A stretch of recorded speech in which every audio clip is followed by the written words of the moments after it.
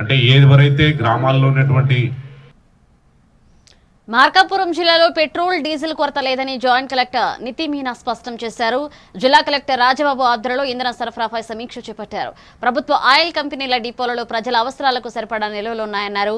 ఎవరైనా సరఫరాకు నిరాకరిస్తే toll free number 1967 కు ఫిర్యాదు చేయాలని సూచించారు.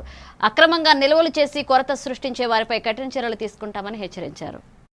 ఒక్కొక్క 1 or 2 అవుట్లెట్స్ లో ఈ స్టాక్ ఆర్టిఫిషియల్ ఈ డిమాండ్ అనేది వచ్చింది. సో ఈ ఆర్టిఫిషియల్ డిమాండ్ని మనం అనాలిసిస్ చేసాము. అండ్ తర్వాత సాటర్డే సండే హాలిడే అవడం వల్ల కూడా మనకి ఈ అవుట్లెట్స్ ఏదైతే కంపెనీస్ నుంచి స్టాక్ కూడా రిలీజ్ కాకపోవడం, ఈ ప్యానిక్లో ఎక్కువ మంది తీసుకెళ్ళడం, ఈ రెండు ఒకేసారి రావడం వల్ల ఈ క్రైసిస్ వచ్చింది.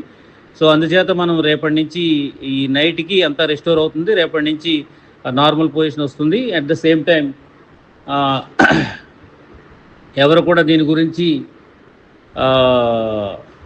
కంగారు పడవలసినటువంటి అవసరం అయితే లేదు.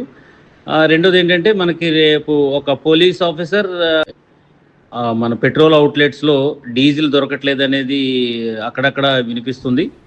దీనికి ముఖ్యమైన కారణం ఏంటంటే ఈ డీజిల్